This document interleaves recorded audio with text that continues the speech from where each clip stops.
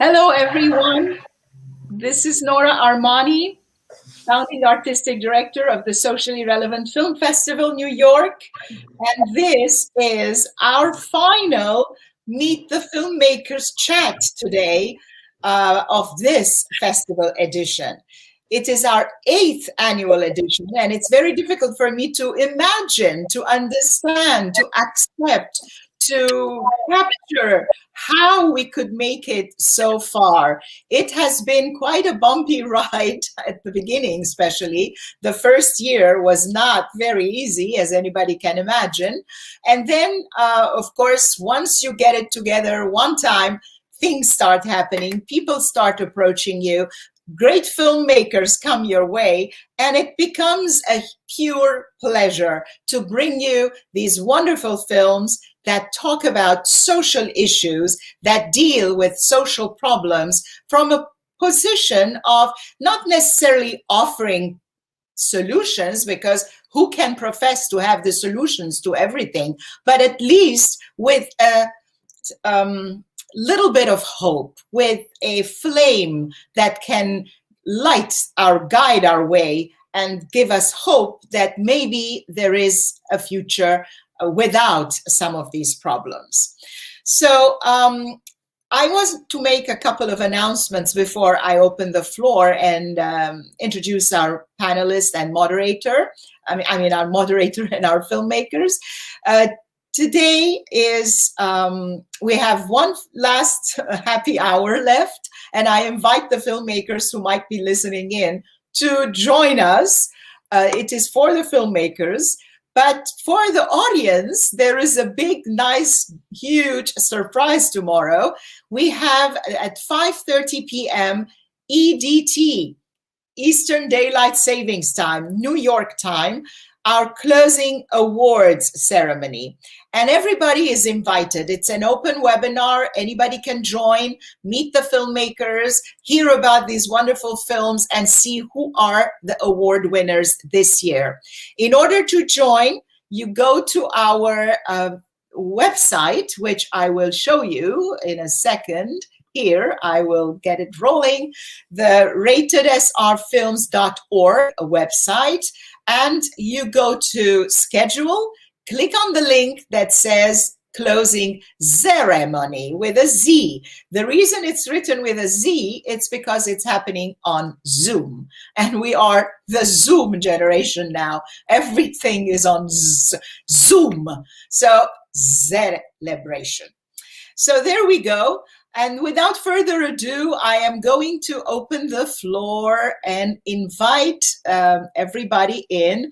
Let me unmute you all, because I muted you all in the sense I was hearing all these noises in the background. So now you can control it yourselves. So our moderator today is Donna Heffernan, and she is a team member. She is one of the members of the Socially Relevant Film Festival. I have to read her bio from here because my email didn't go through. Donna is a seasoned creative director and multimedia specialist. She is currently working on her first documentary and has survived her son's remote learning classes since March 2020. And Donna, we sympathize with you. Everyone has survived God knows what since March 2020. But here we are, a year on. We are putting our 8th annual edition, which is the second time we are going online. And with 63 films from 33 countries, we bring you a lot of stories that otherwise would remain untold, and shine the spotlight on a lot of filmmakers whose you would not have heard about them, not only because of us, but because we contributed in some small way. And I wish you all to take advantage of the possibility that we still have the rest of the evening today, all of the day tomorrow, and surprise, surprise, the festival has been extended an additional 2 days. So all day Monday, all day Tuesday, to catch up on the films that you missed, to catch up on the films that you're going to hear about now that you may not have had a chance to see, and also after Sunday to go back and look at the films that are the winners this year. It's sad because it's our last one, but we're going to make the most of it. So I hand the mic over to you, Donna, and I will go sit back and enjoy the show. Awesome. Thank you, Nora. Thank you. And it's been a pleasure to be part of this festival. I want to thank Rick, Gail, and Jill, and a little hello to Lindsey. Hey, Lindsey, you're in our chat. Good to say hello. I wanted to start off by first having Rick, then Gail and Jill. They both worked together on one film. Hey, Lindsey, hey! Best for last. I wanted to have each of you say your name, the name of your film, and then maybe just a brief synopsis, as Nora was mentioning earlier. And then we'll get into some questions. So let's start with Rick, since he's right next to me on this side. Hi, how are you? My name is Rick Kane. My film is In the Age of COVID, when Molly goes to Korea. And it's actually, it's an actor who gets booked on his agent gets him booked on a film in the middle of the pandemic, and he shows up for work at the studio, and he's the only one there. The crew all works from home. And that's pretty much, we all worked from 4 different states and shot the whole thing and put it together here at the house. Yeah. Awesome. Jill and Gail? So our film is Out Loud. It's a 1-hour documentary, and it's about the first season of the transgender chorus of Los Angeles. So we followed them way back in 2016, and the film culminates in their first public debut concert at UCLA. Yep, we were embedded for about a year with the chorus, and it was a delight, a challenge and a delight. And Lindsey being the artistic director. So you want to say a little hello, Lindsey, it would be great. Hi, it's great to be with you, Rick, Donna. Hi, Jill and Gail. Hey. Good to meet you. So are we going to begin with, like, how did the idea of the film came about? But I wanted to go a little bit deeper, a little bit different since our last interview. I'd like to ask, do you think there's a sense of destiny in your film? Meaning to say, do you think your film chose you? Were you the only person to bring your voice and your vision to your film? Was it something that called to you? Do you think you were meant to do it as it is? So I'm going to start off with Rick, which is a hot seat. Or anyone else can jump in. With who? Did you say me? Let's say Rick. I'll keep on going to my brain. That's fine. So, our film was born out of desperation. We got all these actors that are sitting at home, not working. And I just kind of laughed. I mean, we can run a remote camera on Mars, and we can't figure out a way to shoot individually and put people together. I mean, I know the technology, and that kind of got the ball rolling. But I'm the guy that says the emperor's got no clothes on. Most people just kind of go with the flow. So this movie ended up kind of being like my Bowfinger moment, poke at the industry. Right. There's all these creative people. You can't work around this. Are you kidding me? And that's kind of in the script. And that was the impetus for it. I was actually making fun of our industry a little bit. Jill, Gail, do you think there was a destiny? Do you think the film found you? What inspired you to, embark on 1 year, jumping into Lindsey's life, jumping into so many lives, and bringing this beautiful documentary to life? You want me to jump in, Jill? So, Yeah. I mean, we were so inspired by the founding of the trans chorus. This was a moment in history. It had never been done before with this many people, transgender, gender nonconforming, openly, publicly singing and bringing voice to their cause, to their lives. And we just wanted to document it. We were so moved by it, and we knew that it would be a message of hope in an environment where there's still so much transphobia, so much erosion and assaults on trans rights. And that's what called us, was to get it documented, to get it out there, and to get the message of the chorus out there, which is to change the way people look and feel about trans people. Right. There's one soundbite that, now that we have Lindsey, I just wanted to bring it out, that resonated with me. And it was basically, this is who we are this year. And of course, it's referencing the transition of he or she from, say, like an alto to a baritone to a tenor, and it's the transitioning of the voice. But what resonated for me is that given what we, survived in 2020, the last 4 years as an American citizen, this is who we are now. So what do you think of the experience now that you're in the SRFF festival? Who you are now? Is there a difference? What was the the journey from submitting your film? What inspired you to choose SRFF? And I'll begin with Gail. I'm sorry, I was a little confused. Well, we submitted the film to this film festival because I think it's a perfect fit, Right. Pretty much pure and simple. It's a perfect fit. Right. Even though the film is I think someone described it as heartwarming. It's socially relevant, and it's a bunch of people who have been denied having a voice for so long. Right. Singing out. So it just seemed like the perfect festival for us. Yeah, and there was a message of you're enough. You're okay. It's good to be you. And if you want to speak to that, Lindsey, I just thought there were several moments that I was just taken aback, thinking, wow, I am enough. And when you think, and again, the tie-in with 2020, it's like, I've been through this. This is who I am right now, and it's good, and I'm okay. And I had the courage to be who I am, to survive what I've been through. And so would you like to speak to that?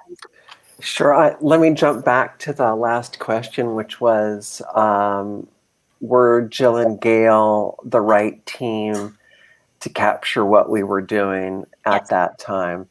And you ought to know, this is Hollywood, right? And there were countless folks that wanted to film this group of trans people singing and capturing their auditions, what were they going to be like, that kind of stuff. And we had a lot of experience with negative media attention over the years, and didn't want to put anything out that would in any way undermine the humanity of our singers, right? Right. We weren't looking for train wreck audition experiences on American Idol, for instance. That's not at all. I mentioned that Hollywood had a misrepresentation of transgender, and of anyone who's transgender too. That was part of the film, and there was a soundbite of that. Right. Well, and look, we're still at we're on the knife edge, Donna. Still, after 4 years, we're still on the knife edge of how folks are able to live authentically, safely in this country. And the assault that we are experiencing is tremendous. So that I want to answer that, that was that question with regards to Jill and Gail. They were the perfect team. They approached us with tender, loving care always, and with transparency and openness about what they were up to, what they were looking for, all of that. Right. And to be a year in now, literally we are a calendar year, 1 year, where we started our Zoom rehearsals for my other course that I've got going now. And, folks are desperate for gathering and for community. And, one of the hallmarks you might have gathered in our rehearsals is the time we get to eat together. We take a solid half hour every rehearsal to just be. And that's what I'm experiencing right now with my queer kids, is that they just want to be, they just like to be. So. Well, it's so funny because I think 2020 kind of tore away any notions of what life once was. I used to work at a desk, and now I work from home, and I have a whole different vision of life. And yeah, we just want to be. We want to be with people. I feel that it's kind of brought us to this truth of who we are as people, and it's basically we embrace our humanity. And it's about being a person, not your job, not what you go to, what you do. And again, back to you're enough. You're who you are, and that's good. Yeah. Would you like to speak to that, Rick Kane? So, in terms of like surviving 2020, so you did a film. It's fantastic. It's funny, and as Nora pointed out, it's one of the highlights where people can laugh. Most of our films in the festival are, thought provoking, so they're not really ha ha ha. But there were some wonderful ones in yours, and I just want to bring that to you. Sure. Well, anytime you can make a film is great, and one of the films that I watched earlier about the young woman that had the baby just before COVID and looked at it as an opportunity that she'll never get again. And you got to look at some of these things, and I think look at what's the silver lining, I guess. And so the silver lining for us is we were all out of work and we needed something to do, and it was an opportunity to go, our souls, our creative souls are dying. Let's do something about it. Let's take charge. And we just, spun together a quick little script and figured out we could shoot it on Zoom. We got SAG to buy in and get our paperwork put through really quickly. And, we did shoot the Zoom, edit together, and then performing. So it was great. It was just an opportunity to do what we do. And keep it moving. Yeah, there's definitely a camaraderie with your film, and also in the end credits for Out Loud. What I thought was so inspiring as a filmmaker is that you saw Jill and Gail's name over and over again. We did this, she did that, she did this, she did that. And I was like, it was awesome. It's like she directed, no, she produced, and it was wonderful to see the repeat of the names that gave this family feel that added to the warmth of the documentary itself. And I just thought, wow, that's filmmaking in a nutshell. Everyone had a vision that came together and caught it in time. What do you think? So now, we're 2021. Where do you see your films going from here? Now that we're out of the festival's nearly ending. What's on your plate going forward? Are you going to keep on pushing your film? Are you going to another film? Were you inspired by, just being, finished with one film, say, oh, I'm done, let's go to the next. So if you want to speak to that, Gail or Jill. Sure, I can speak to that. I mean, Out Loud had its premiere last May at a festival in Seattle, the Translations Transgender Film Festival. So all last year it was festival. We tried to get it into as many, and some festivals were canceling, many were rescheduling. So we're still doing festivals. We just today got accepted to the Trans Screen Festival in Amsterdam. And we have other screenings planned, and we're still waiting to hear from more festivals. So we still want to, in 2021, get into as many festivals as we can. We're also looking for a distributor because we would like to expand our audience beyond the festival audience. And that's kind of where we're at. Rick?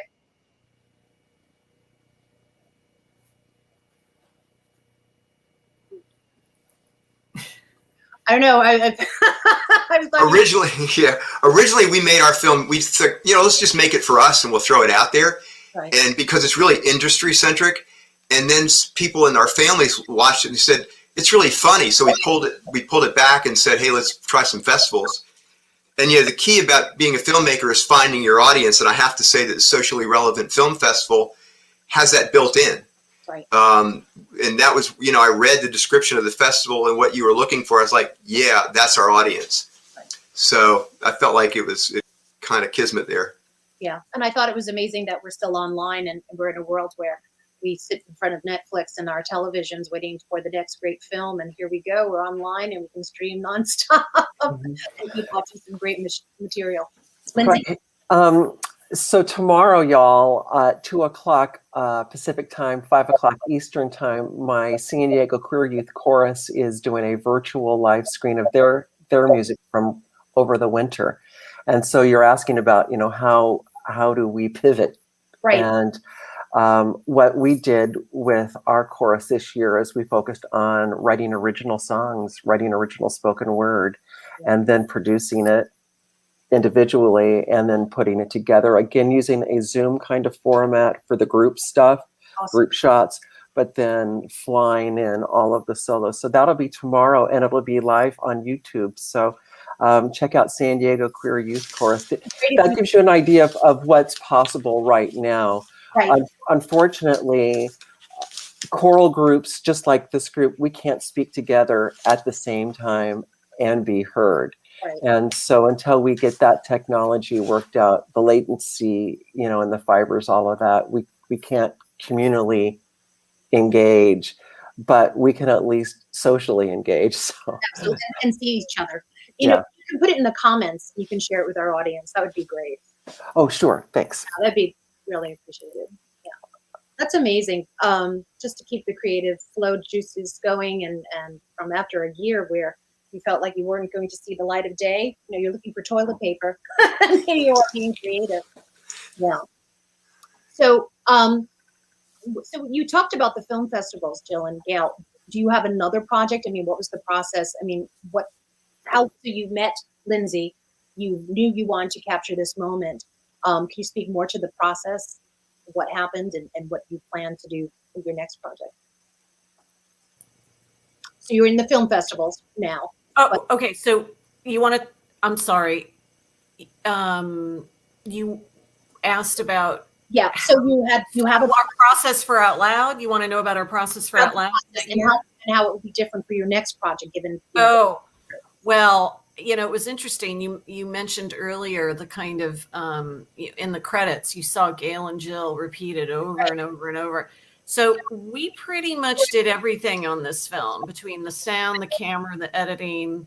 We had one of the chorus members who's in the film compose the music, and we did get some colleagues who were editors to review the film with us, and they helped kind of fine tune it. But we spent a lot of that first year.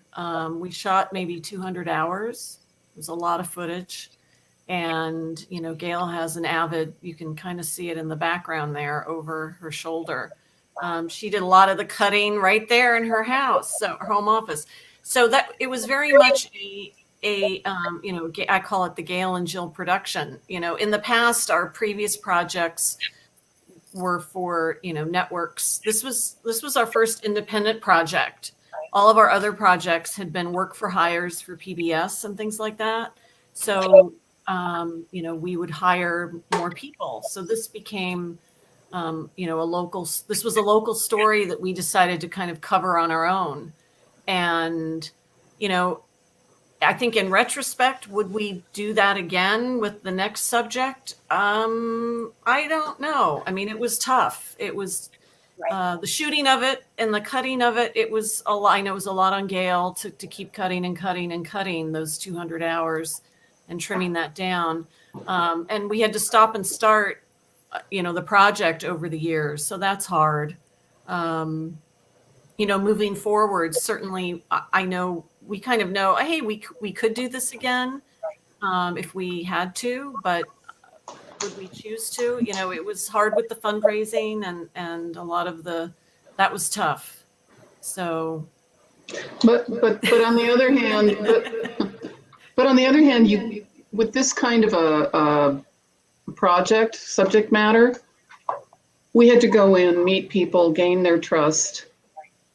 And when you make a documentary, you don't always know where it's going. You know where the beginning is, you start filming, but you don't know where it'll end necessarily. And with this, there were milestones along the way with the chorus, but there were also milestones in the lives of the choristers, which I think you see throughout the film. So we kind of had to be very patient and quiet and listen.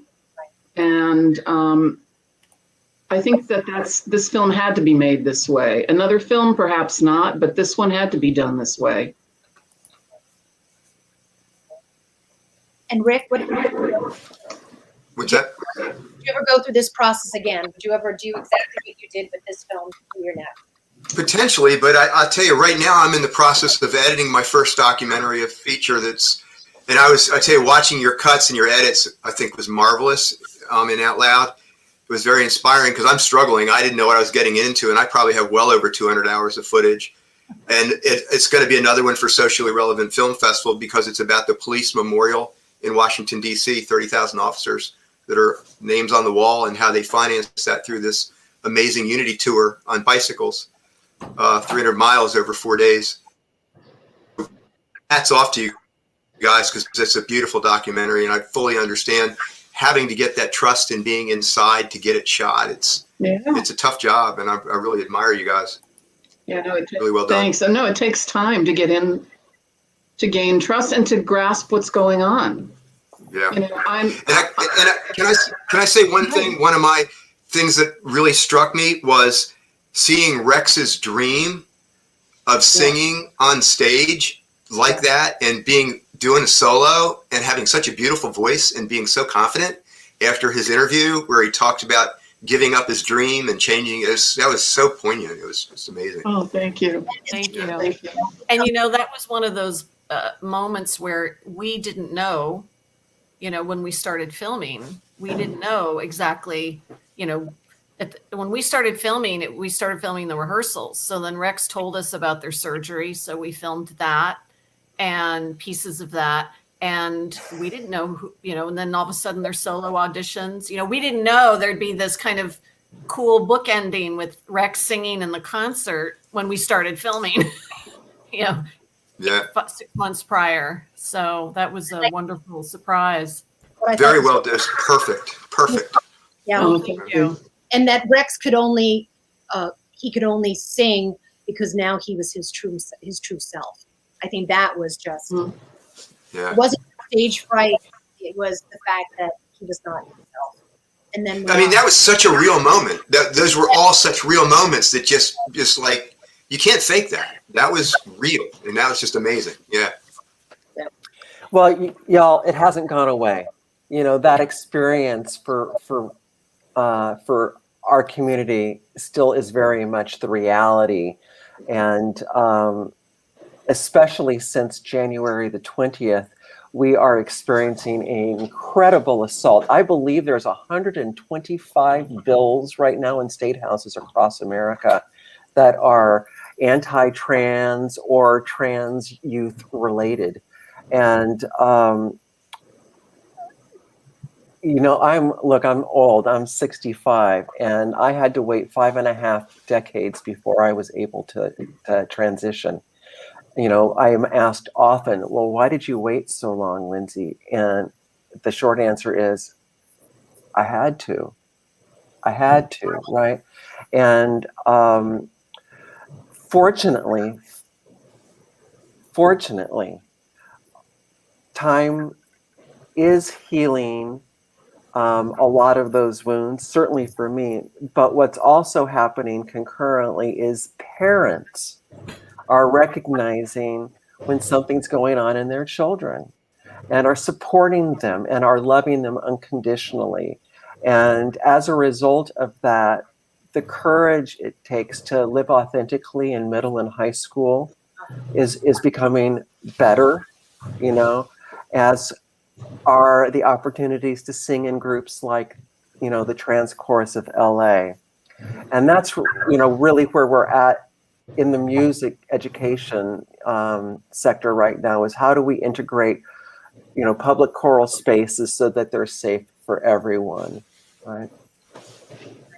And it leads to that point that was made in the documentary where it's not enough just to be heard, but it's very important to be seen, so that there's a reflection for another person out there seeing this film saying, yeah, I matter, I can exist, there's me. And that's kind of... Yeah, that's the other thing is, for 5 decades, I never saw myself reflected. Right. The question was always, well, is she gay? Is she gay? And the short answer is yeah, but not the way you think. Yeah. Which also goes back to the misrepresentation of transgender in Hollywood. What they perceive, what is transgender, and it usually goes into this kind of weird form of another version of what they think transgender is. Right. Yeah. Gender is not sexuality. It's not orientation. It's not who I like. It's who I am, and that's the fundamental difference. And it's visible to another person, but it's who I am inside. Right. Well, and that's what I love so much about Jill and Gail's film was the humanity, all of it, because we certainly didn't know where we were going to end. We don't. I mean, that's life. You just don't know. the fact that we were able to get to sort of that finish line, and that they're continuing, that the chorus continues to exist and, thrive and flourish is a real testimony to how things got, started. So I'm grateful that they captured that. And talking about parent support, I thought it was interesting too that Katerick's mom, Shelby, was also a voice coach. And I thought, wow, that's an awesome mother. And how you captured that and how you allowed the conversation, the dialogue to go while she's going through the vocalises. And hearing her son, it was just really well done. Yeah, she was a very supportive mom. She came to some of the rehearsals too. Right, give tips, right, Lindsey? She did. She's a hoot, and she would sing along in the back, and Eric would, you could hear this booming voice come from behind everybody, and it was just luscious. Yeah. What joy, right, Rick, to have family? Totally, 100%. Or a lot of really great friends that come together. Indeed. Yeah. Or your wife, you were telling us before we were recording, how she became the ultimate camera person. Well, we were in our little pod. My son and his wife and my little grandson, they sold their first house and they were in between houses, so they moved in. So, and I was trying to do this, and we're in our little pod, and we shot everything at night when the baby went to bed, and we had to keep. And on my son was working from home, so on days where I was recording Zoom, we had to keep the bandwidth, so we had to shut everything down. So it was all these unique production challenges, but you're working with people in 4 different states at the same time, and we had a lot of fun with it. Yeah. So Rick, were the people in the monitors really on Zoom? Yeah. No. Okay. So here's what we did. I sat here at this desk. I set up OBS studio, and the actors they did their own hair and makeup and props and everything. And they shot a second angle with a second camera, and I recorded the Zoom screen. And then I had a second angle that they shot, and they did sound. They emailed me their files. I edited together their performances, put it on the iPad, and it actually worked pretty well on camera. It only worked. I had a one problem with the big screen. It got pixelated, and I had to fix that in visual effects. But yeah, I performed to them performing on that iPad or on that bigger screen. So I pre-edited all of their stuff and then did my performance to them. Okay, yeah, because it looked so good. I went, wow, that they look, like the costume woman looked fabulous. I'm like, Zoom never looks like that when I'm on Zoom. And they did all that. They did all that themselves. They said they set up, and even the hair and makeup person didn't like her angle, so she went back and reshot it again herself. And that's what I ended up using in the edit. She wanted to make it a little tighter. So, and the original intention was to shoot the real scene against green screen and edit it together. But this is the oddity about our industry. They still didn't know what was going on with COVID, right? They didn't know about exposures and everything. So I told them, look, I'm going to remotely run the camera. No one will ever be together. And they were like, no, you have to have testing. And I was like, but testing isn't 100%. This is guaranteed. No one will have contact. They wouldn't go for that. So I couldn't bring them to the green screen and just run the camera remotely from another place, which would be 100% safe. So, right. Yeah, wow. But we've settled for what we did. Yeah. How many shoot days did you have? Truthfully, shoot nights. You're saying shoot nights. I did 4 days. I did 2 people a day to get all the Zoom stuff. So we did that over 4 days, and then I did my stuff at night. After we spent about no more than a couple of hours with each actor. I do 2 a day, and then we'd shoot our stuff at night. We had to build sets and things like that. And then my wife, I said, would you try camera? And she's like, yeah. And so she would just press start, and it would be a fixed camera. And that's what I convinced her. I said, well, could you try and pan and tilt? And she's like, yeah, I guess I can do that. And I was like, hey, how about a slider? And so, yeah, by the end, she was like doing these slider moves, and yeah, she got it down. So Yeah. Well, Great. it's very interesting. I popped in because the conversation is so interesting. I couldn't help but I wanted to jump in. You have to become creative. And now, of course, supposedly production has picked up and, people are doing social distancing and 10 times testing every day for the following day and so on and so forth. So yours was like a prophecy of what is to come, something like a prophetic piece. And of course it made me laugh. It was interesting to see, though, that if you watch nighttime television, everybody's doing things at home, and eventually everybody started to pick up on the fact that you could shoot dirty overs, conventional narrative or conventional TV by using the screen and setting up the angles. And then people felt a little bit more normal about it, instead of just looking at two screens side by side. It's just kind of like, how can we get what we're used to seeing in a more creative way? Yeah. And that's what we do. We're the arts. That's why it's arts and sciences. That's, you figure out what's possible and you do it. And what I find interesting in the films that we bring together is that after I personally get changed, when I see something, my mentality, my way of thinking about a particular issue changes. It's not like total change. It's not like I'm anti-trans and suddenly I am pro-trans. I'm not going to go like that because obviously I couldn't be that if I'm programming the film. But just to say that suddenly there are angles of things that you hadn't thought about, like with the COVID film, like with the choir, the trans choir. And, it's like there are certain things that you hadn't thought about, like the voice change. Wow, that is something very important that I would never have crossed my mind. And then it's very true. Maybe Lindsey can tell us a little bit about her experience in the transition, in the before, in the after, and also the involvement in the with the singing and how it helped in making that transition. That's very interesting from the personal point of view. Well, thanks for that question, Nora. There are a host of doctoral students right now all over the world who are studying the transgender singing voice.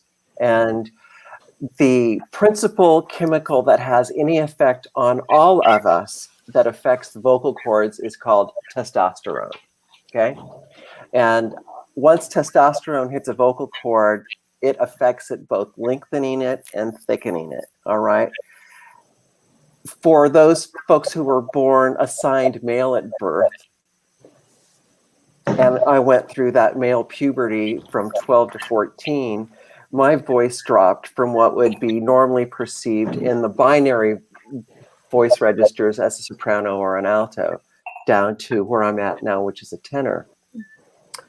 And so the whole idea that a woman could be heard with a vocal register like mine causes a lot of cognitive dissonance. And I'm being really nice using how this works, okay? Because it manifests itself daily, whether I'm on the phone or I'm in the drive-through, countless ways. I am absurd, countless ways, okay? And, but watching a person grow into their voice is probably one of the most life-giving experiences any one of us can have. And Jill and Gail captured that, so wonderfully. And, you ought to know that they're down singing first bass right now. They moved from being in the alto section down into, not the baritones, but actually into the bass section. And that's not an uncommon experience. Accompanied with that vocal changes, though, come a lot of dysphoria of wanting to go back and exercise the high register. And so one of the roles of a vocal teacher is to keep people using all of it. Just keep extending down, keep extending down, keep extending down. Conversely, with a person like me who would like to be going up and going up and going up, the younger folks start in their vocal training post a AMAB puberty, assigned male at puberty, the more likely they are to be able to get up into the mezzo or the soprano range. So we've got some assigned male at birth transgender singers that are out singing mezzo roles right now. And so watch in the next 5 years what's going to happen, on major stages around the world with transgender singing. That is very interesting. That would be very interesting to see. And also, it's just like any other muscle, the vocal cords are a muscle that can be trained. So that also reflects on Sorry, I went on that. too long about the cords. Not at all. Yeah. But it's the most important point out of all this is that it makes people change their mentalities about the whole thing. And my hope is that we contribute in a small possible way to showing these experiences, because if you don't know anything about them, it's much more easy. I mean, I'm sure the basis of a lot of prejudice is ignorance. And people don't know about something and they're naturally prejudiced against it, or have opinions of things. Mostly people are opinionated about things they don't know about. That's right. But I want to put a pin on what you're circling here, is the idea that a woman would sound like me can be construed to be a man in a dress. Okay. And so, that's the danger. That is the danger. And, we are still experiencing it regularly in public restrooms, daily. Okay. And so that's where we're at, Nora, is just, I get hurt. Last week, I was in a public place. I'm dealing with a public person, and they're across the desk working with me. I'm masked, etc. And his response to misgendering was, "I misheard you." Just ponder that verb for a moment. I misheard you. So I'm looking at what I perceive to be female, but what I'm hearing gender-wise is not that. Right. And that's the dissonance, right? And so one of the great joys coming out of Out Loud in this film is the sense that however the music is beautiful, the music is beautiful. Right. That's it. There's nothing more than that. If it's a beautiful music. I personally know women who are not trans, but women, and they have very deep voices. Absolutely, yeah. So I don't understand this. It's very thinking is a bit square to say that no, this is like that, this is like that. I mean, with the openness of spirit, you have to be able to accept all the differences. But I guess the films like this shine the light on that, so that people become a little bit more I think open. Partially, like you talked in the documentary about how you lost your job, you lost your gigs. Yeah. And you think about, why aren't we focusing on having the most qualified people do the work instead of making these judgments in the other way? And that's in all areas of society. And I think it's a constant. It's not. You can look at racism and the way that things are going in the country right now. It's something we have to be vigilant on. It's just not going to it's never going to go away. We have to work on it constantly. We can never not be vigilant about it in all these areas. Let me just go and check a couple of the questions or comments that we have from people who are viewing. We have somebody here. Oh, actually, it's Linda. She's saying singing is such a healing medium for people who can't read. There is a lesson plan that works called teaching people to read through singing, or teaching. And she used to do that. So that's an interesting concept. And then she's also asking, when is your next concert? So, Well, Linda, she should go to the Trans Chorus of Los Angeles website Yeah. And I Lindsey- put Lindsey also shared- Transcripts of Los Angeles in the comments further up. And I also copied your, Lindsey, your chat comment, and I put it in the comments as well so that everybody can see with the link of your 2 p.m. concert tomorrow. Right. But Basis. it's still in the age of COVID. It's still there are no concerts. Right. Yeah. Right. But Yeah, let me, there is light, friends. There is Yeah, light. And I've had both of my vaccinations. And we are now looking at schools reopening. And when schools reopen, then I will be able to gather my chorus again. So we are looking at the summer as like a real possibility for us, beginning outdoors. I'm fortunate that we live in Southern California, y'all. And so Yeah. You know, I got to say though, 2020, I played more guitar in 2020 than I have in any year since high school, because I was like, I don't want to watch more TV. And, I even actually took my one guitar apart and did a fret job I'd never done because there was a little buzz. And I've actually, gotten much better, way better. So I thank COVID for that. I don't know that I would Well, have we done have it. also another remark. Linda is applauding you guys. And I have Ching here, Ching Ju, who is also a team member, and she has her own show, Jewel Media, on which she interviews interesting people. She already had a couple of our filmmakers as guests on her show.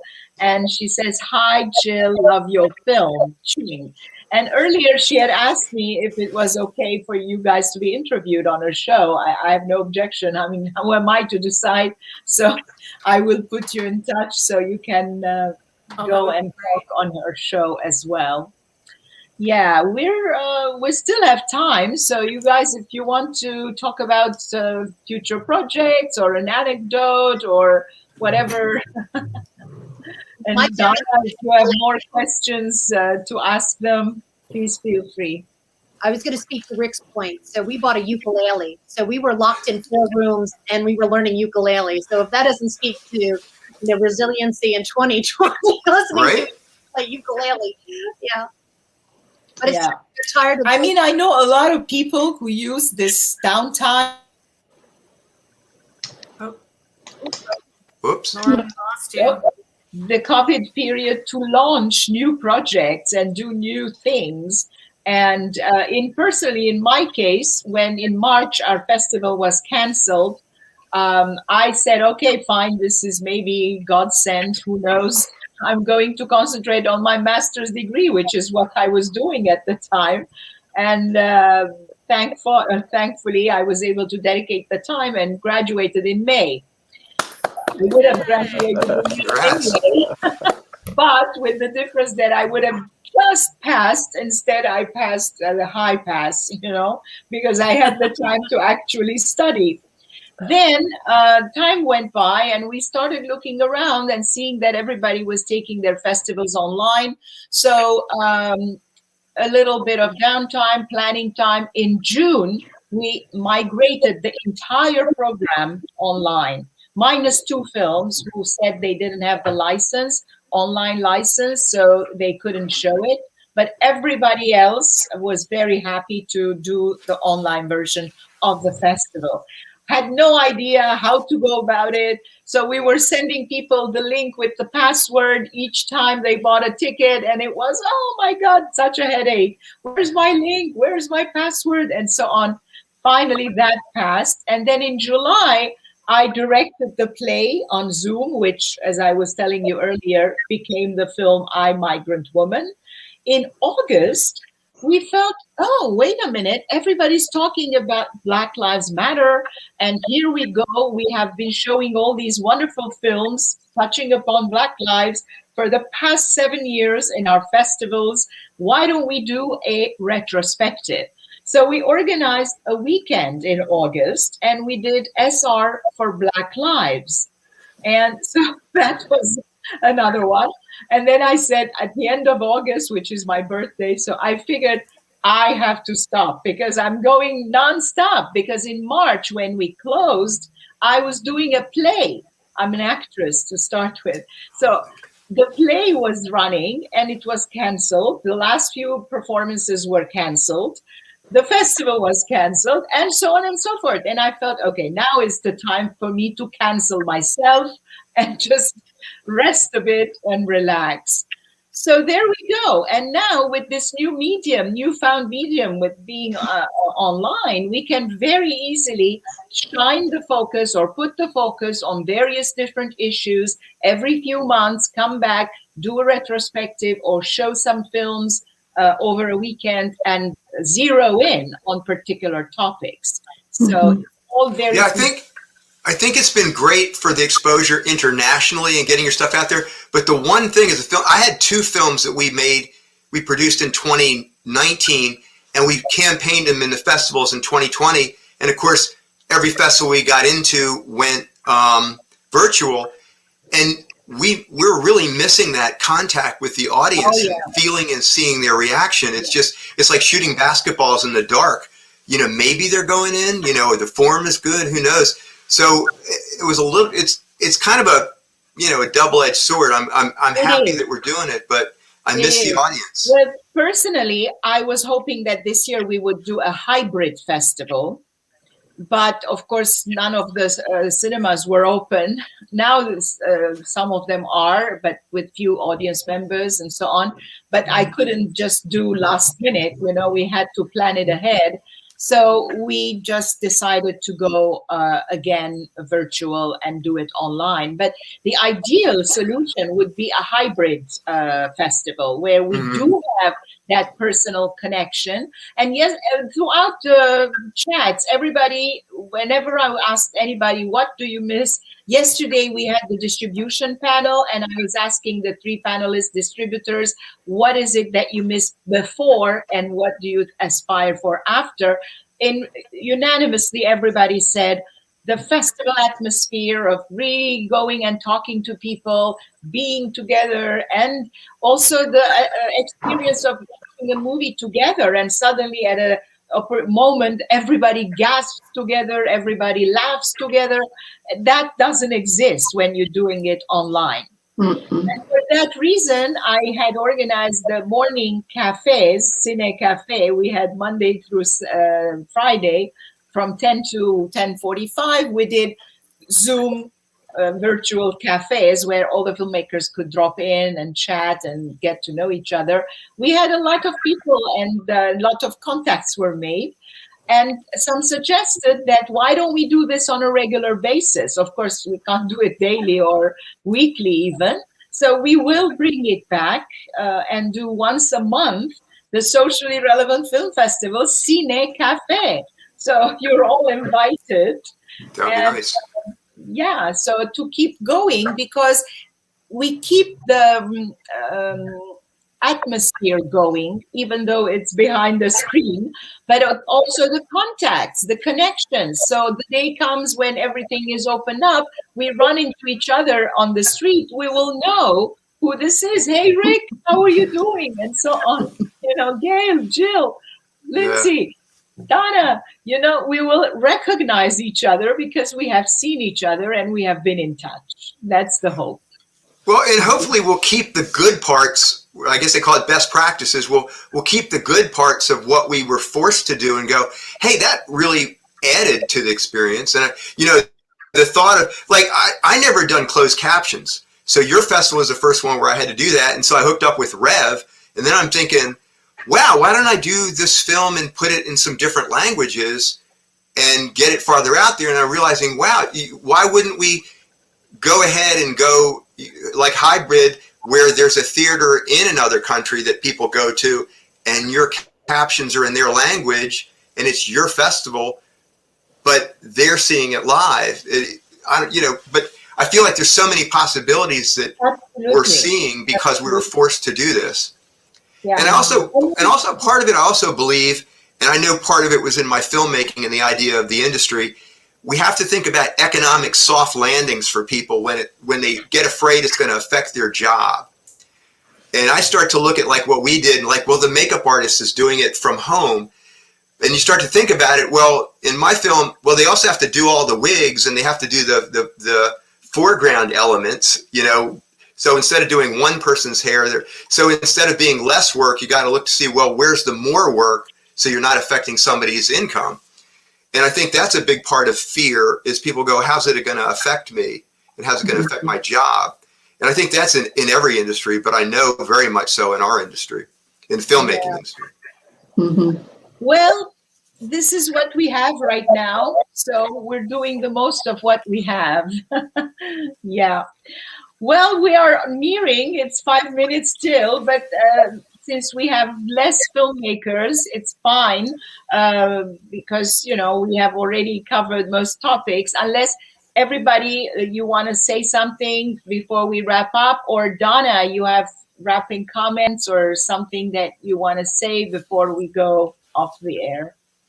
Don't make me take out my ukulele. That's all I'm saying. I want to hear it. He was trying to hear you. I want to keep you as friends and colleagues. So let me just run the banners one more time so people who have just catching this last minute would know who we are and what we are talking about. And also they will know how to find us, which is the Rated SR Socially Relevant Film Festival, New York. This is our 8th annual edition, and we are live right now. You can see us on Facebook as well, because it's streaming automatically the same time. But the recording of this will be on our YouTube channel. And also you can go to our website. There's a big red button on the homepage. You click on it, it will take you to the streaming site where you will see all the films programmed, the 63 films from 33 countries under the banners that are divided according to the themes that we are touching upon in this edition. You need to log in. Some people don't like that, but unfortunately today, everything is by login. You cannot buy a ticket online without logging in. So you need to log in, purchase your ticket by putting the quantity in the number column where your film is, or buy an all access pass, which is only $75 for 63 films. So that's the better deal. And then scroll all the way down to the bottom where you can make your payment, or if you have a discount code, put your code there, and then voila, and then you can start watching. I'm saying this because some people were having a hard time. So whoever is listening and is feeling, oh my God, I don't know how to navigate that. It's not that difficult. Just go in, look at it, and you will be able to. And if you have a problem, email us. We'll send you an illustrated guide. So we have 2 more minutes. Whoever wants to jump in and say final remarks before we go off. This is our last Meet the Filmmakers chat this year at the Socially Relevant Film Festival's 8th annual edition. Well, I'd like to say thank you to Donna and Nora for the festival, because it's been great. And Lindsey and Gail, Jill, your film was marvelous. I loved it. It was very wonderful. Keep going. Yeah, thank you to all of you, Nora, for your stamina, and Donna, great to meet you. And Rick, thanks for keeping us laughing. I didn't know that I could see something about COVID that would make me chuckle and laugh repeatedly, but you did. You didn't laugh and cry. Your alien gag really got me. I thought that was brilliant. Anyway, thanks for a great little film. Thank you all. And please join us tomorrow. Yes. Donna, you were saying? I was just going to thank you for your time, for your talent, for your creativity. I've watched all your both films twice at least. And just thank you. Thank you for being part of my life. And thank you, Lindsey, for your courage. And thanks to Rex. I was really quite taken with him. I felt very connected to someone who was completely from a different place and time in his journey, and felt, wow, that's me. And I think to achieve that, that's the success of a great film. So yeah, kudos to Gail and Jill and Lindsey. And I let myself stick with Rick, so it's awesome. And thank you. Thank you, everyone. Thank you all. And I'm going to go off the air now. So broadcast, end of